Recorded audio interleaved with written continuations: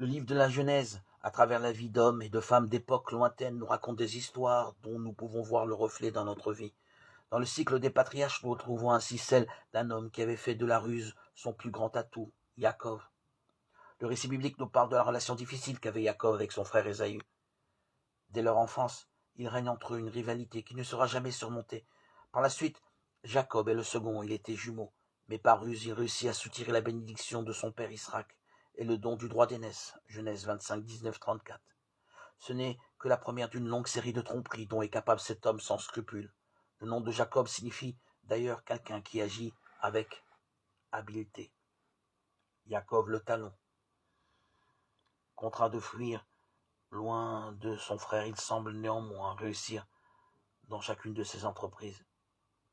Il est habile en affaires, il s'enrichit beaucoup, devenant propriétaire d'un immense troupeau.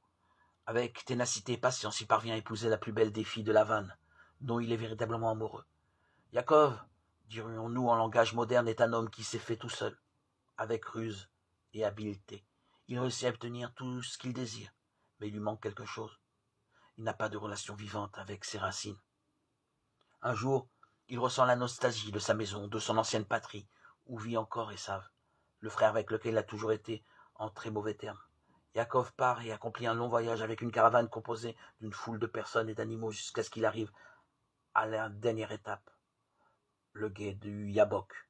Le livre de la Genèse nous offre ici une page mémorable, Genèse 32, 23, 33. Il raconte que le patriarche, après avoir fait traverser le gué à tous ses gens et tout son bétail qui était nombreux, demeure seul sur la rive étrangère. Et il réfléchit. Que lui réserve le lendemain? Quelle attitude aura son frère Esav, à qui il a volé son droit d'aînesse? Les pensées tourbillonnent dans l'esprit de Jacob, tandis que le soir tombe soudain. Un inconnu le saisit et commence à lutter avec lui.